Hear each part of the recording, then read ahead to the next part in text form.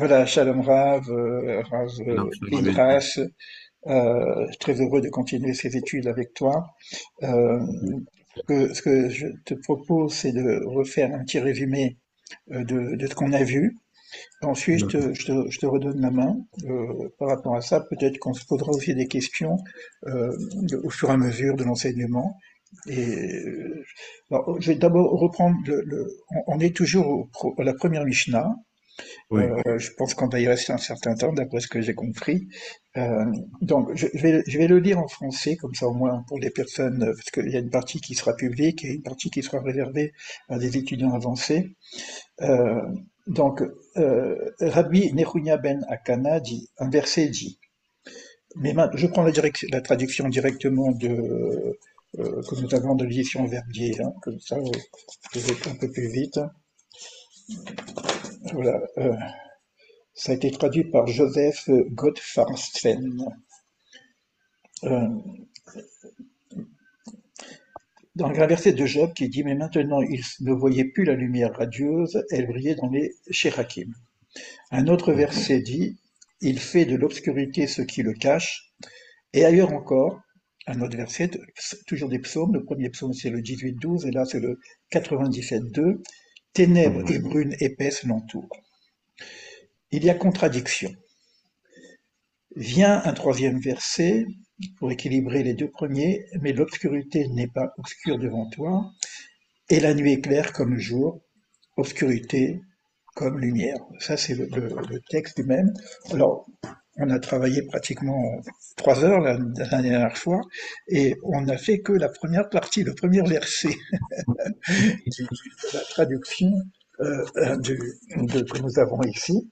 Donc là, je vais reprendre un petit peu ce que nous avions vu la dernière fois. Alors, je vais me mettre un petit peu plus à l'aise pour que ce soit plus clair. Alors, voilà ce que j'ai un petit peu retenu. d'accord. Donc, maintenant, nous ne voyons plus la lumière cachée. Cette lumière, c'est Oraganos. Cette lumière qui a été cachée pour les sadikim, d'ailleurs, d'après le commentaire. Cette lumière est dans la Bina. La Bina, donc, qui est, on verra, bon, c'est vrai que dans la Bina, souvent, on la met sur l'hémisphère gauche, mais d'après Eliyahu Hanavi, sur son Patach Eliyahu, il parle de l'intelligence du cœur. Donc il y a une relation directe avec la Bina et le cœur.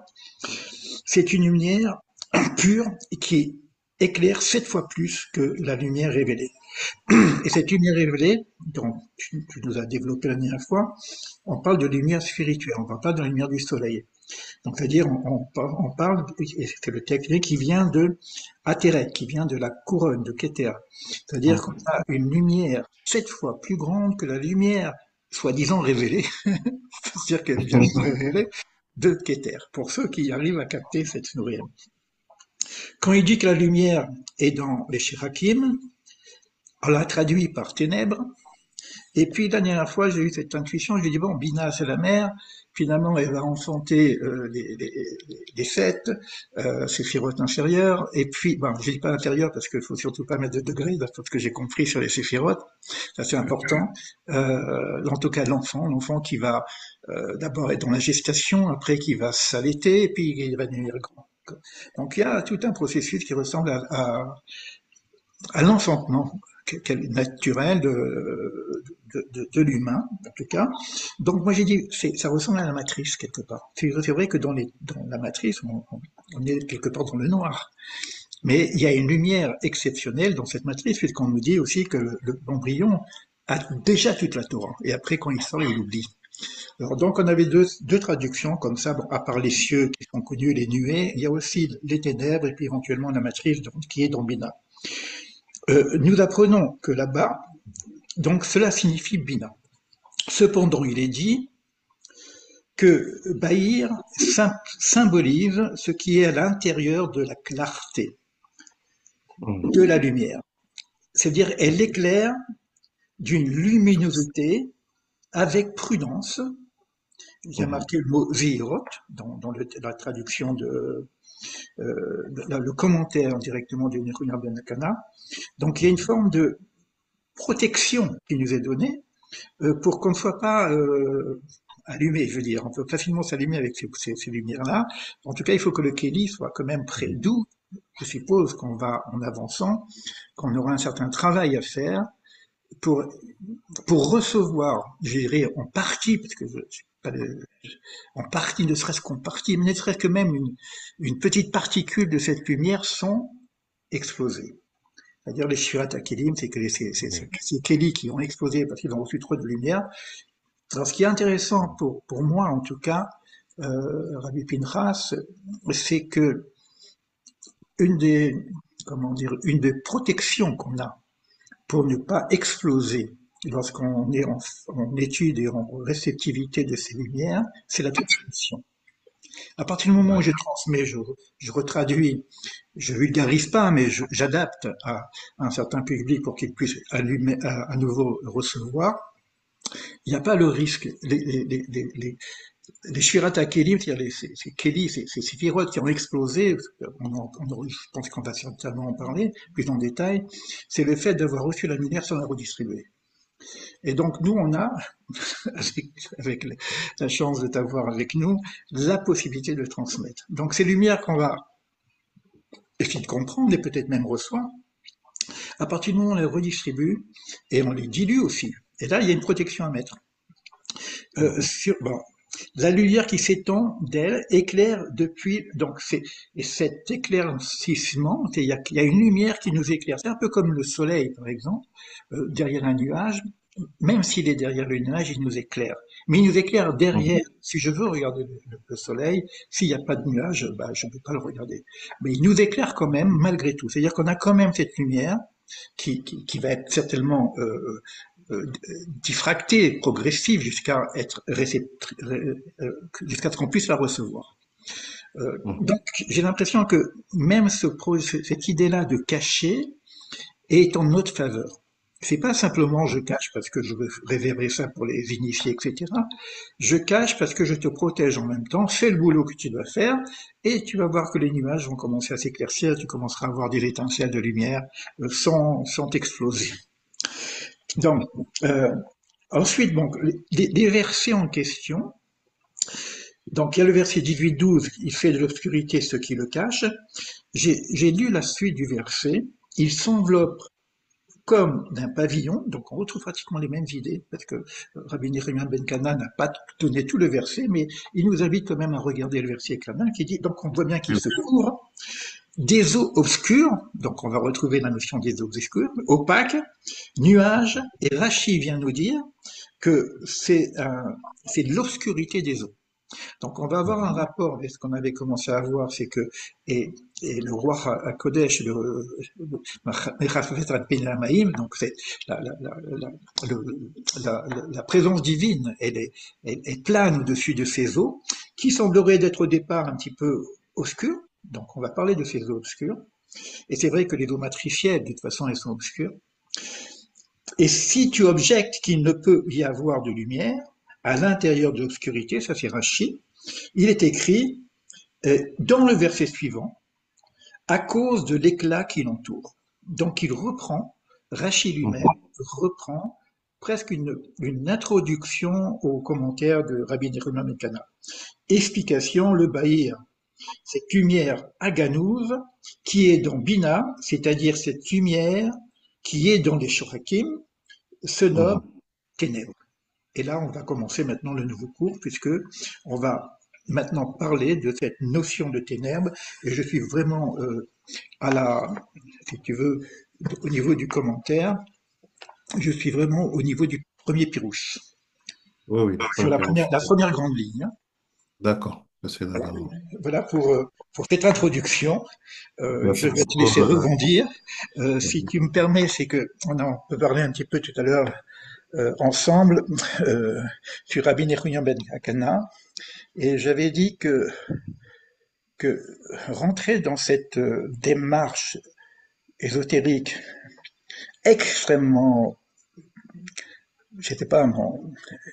extrêmement obscure aussi, mais très très puissante et très lumineuse.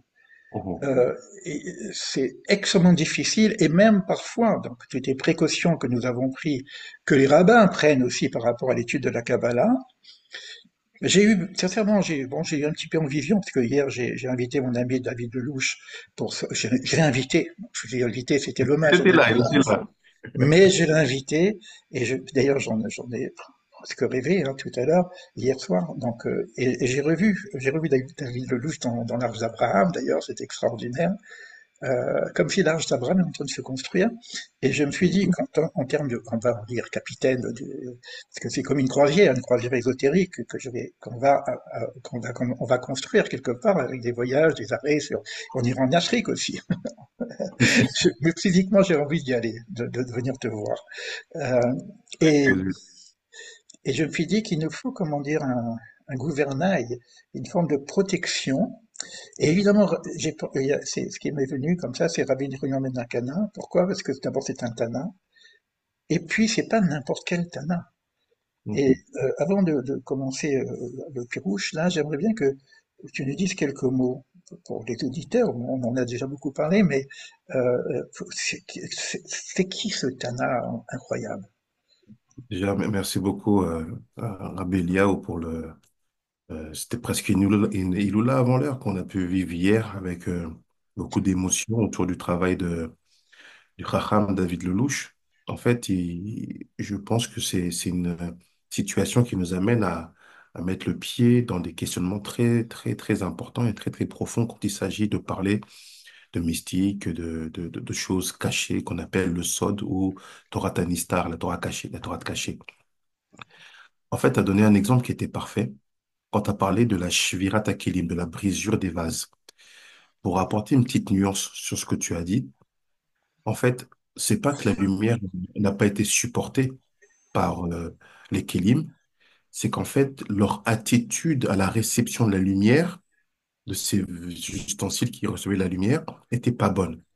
Ce que chaque ustensile a fait, depuis le Chesed jusqu'à l'Isod, c'est que la bonne partie de la lumière, il la gardait et la mauvaise partie, il l'envoyait en bas. En fait, on a assisté en fait à ce qu'on appelle la classification des sphirotes en Yosher. C'était les unes au-dessus des autres, alors que la sagesse et l'intelligence à Bahima leur avaient dit, mettez-vous en quinconce, que chacun prenne un axe et comme ça, vous allez être des compléments les uns les autres. Et ce qui s'est passé, en fait, c'est ça, c'est que le, le fait de garder le mieux pour soi et de donner à l'autre ce qu'il y a de moins bien, c'est ça qui a provoqué l'incapacité de supporter cette lumière-là.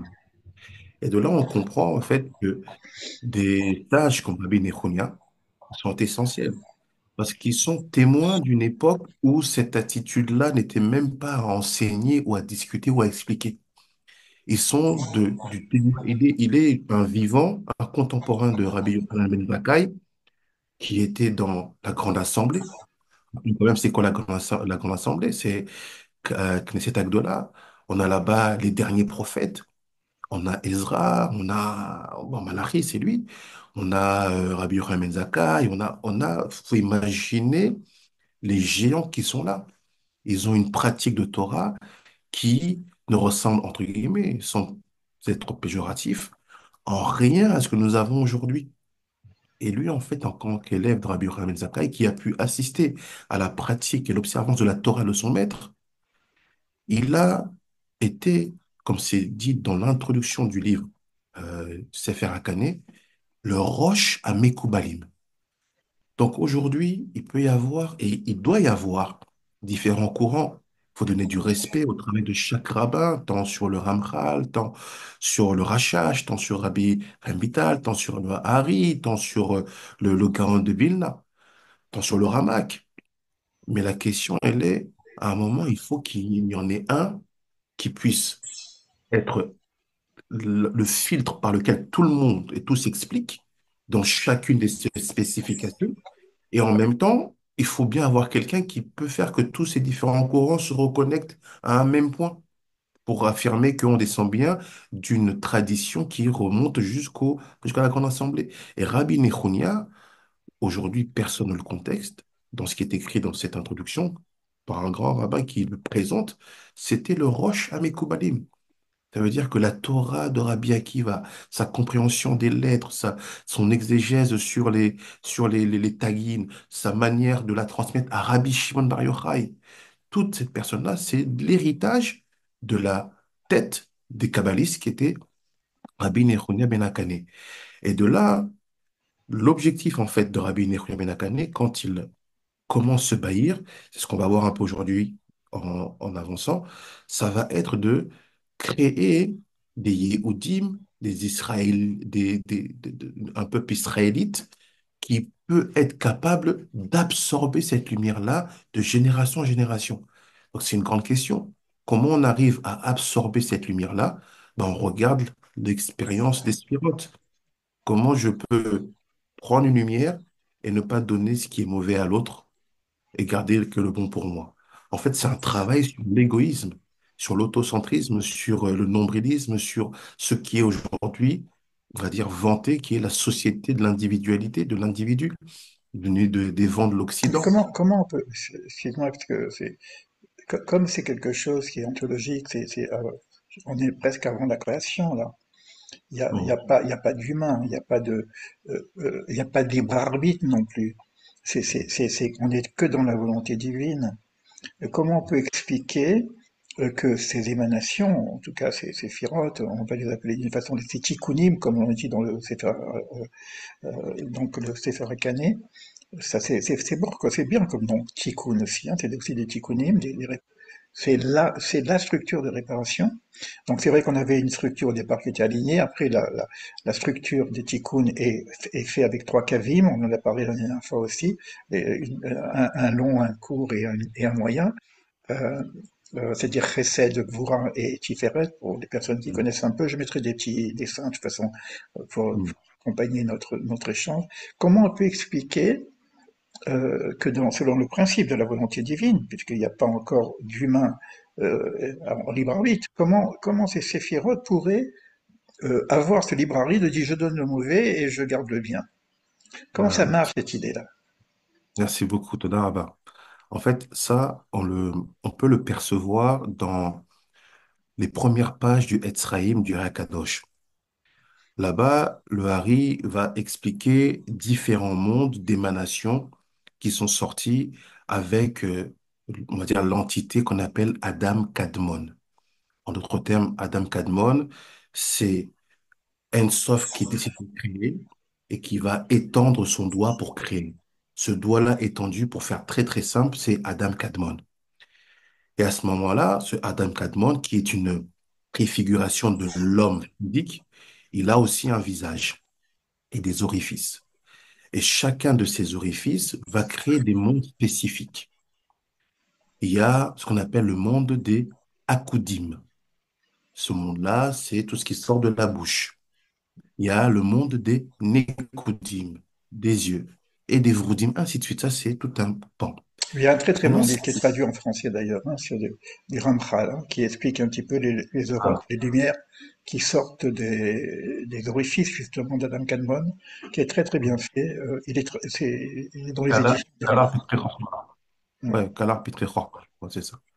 Et en fait, la question qui est là-bas, et c'est là où tout le problème, et c'est là où on a presque la genèse, l'ADN de tous les problèmes de l'humanité, c'est qu'on pose une question.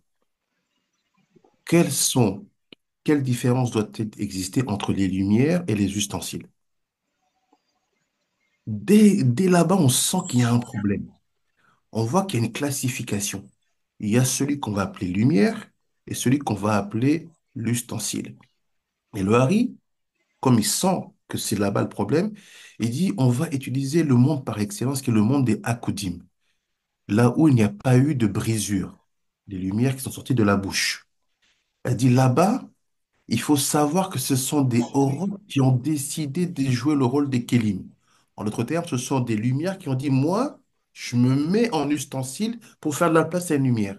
Alors que dans le monde des Nekoudim, dans les yeux, là-bas, il y avait on va dire, presque un irrespect de cet ustensile en y mettant une lumière qui était trop chargée et en ayant des intentions. Donc, en fait, le problème, comment on explique ça? C'est juste la dualité qu'il y a entre la lumière et l'ustensile. Si on comprend ce secret-là, à ce moment-là, on comprendra l'essentialité de l'humanité. Des fois, le Ham Israël, il est la lumière. À ce moment-là, il faut qu'on fasse attention à pouvoir rentrer dans les ustensiles. Et des fois, le Ham Israël, il est l'ustensile. À ce moment-là, on doit pouvoir contenir la lumière. Et cette Torah-là, justement, de Rabbi Nechunia, de la mystique poussée, elle est liée au secret des ustensiles, qui à la base sont en fait des lumières. Mais le problème, c'est quoi? C'est que dans cette vie-ci, pour aller en extension prolongée, dès qu'on voit un ustensile, on le considère moins important que son contenu. Le contenu est celui qui est chéri. Même quand on fait la bénédiction sur le vin, tout le monde pense au vin, mais tout le monde oublie le verre. C'est pour ça qu'il y a des cavanotes pour ceux qui vont dans ce sens-là, même sur mon verre de kidouche, je dois penser, il s'élève aussi à ce moment-là. Les gens vont chérir le Et contenu. c'est les kelim Akdusha, c'est les ustensiles sacrés. D'ailleurs, on va voir ça avec les ustensiles sacrés du temple aussi. Exactement. Oui. Ça, donc, le problème, en fait, c'est de Adam Kadmon, cette distinction, cette dualité qu'il y a entre le rôle des lumières et des ustensiles. C'est ça qui va se déployer dans l'histoire et devenir la domination de certains peuples, l'acculturation, la reculturation, toutes ces questions-là qu'on voit, c'est que des lumières, des ustensiles qui interagissent. C'est vraiment très, très, très intéressant. Vraiment. Si vous pareil, moi je vais retraduire à ma façon, hein, comme je fais d'habitude.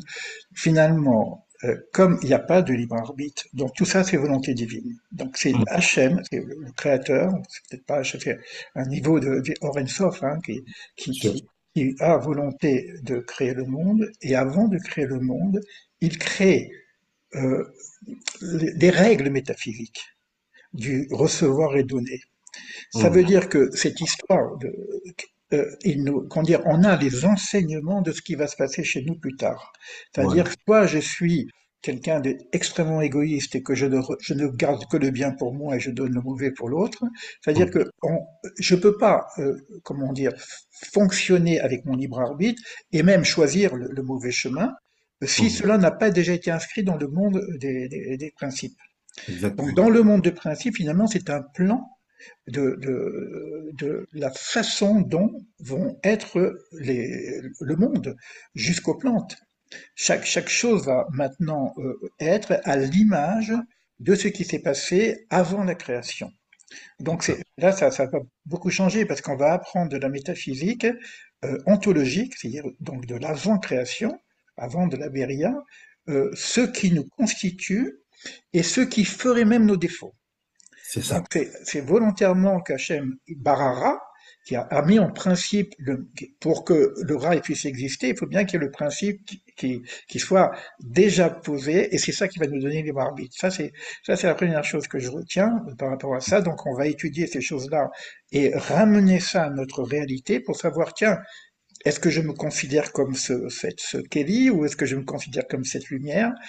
Maintenant, ce qui est aussi intéressant, c'est que dans notre monde, on a une création très particulière qui s'appelle lumière. Là, je parle de la lumière physique, mais qui Oui. est en même temps matière et énergie, qui est en même temps proton et tu vois. Donc, on voit que on a choisi le mot lumière. Pourquoi? Parce que cette lumière, elle a cette double facette d'être quelque part constituée de matière, et en même temps, il n'y a pas de matière. C'est que de Mm, l'énergie, c'est que de la mm, lumière. Donc, d'où l'intérêt d'avoir choisi le mot or. Et la dernière fois, tu nous as fait la remarque que dans le Sefer à Cana, lorsque on voit la notion d'éclairer, mm. euh, qui est au pluriel, c'est le même mot que le mot or. Mhm. Voilà, donc bon, je te remercie déjà pour cette première partie. Ce qu'on D'accord. va faire, c'est qu'on va attaquer la deuxième partie. Ce que je vais faire, je vais couper pour que mes enregistrements soient plus courts et je réenregistre pour la partie donc de la suite de ce qu'on a fait la semaine dernière. Il n'y a pas de problème.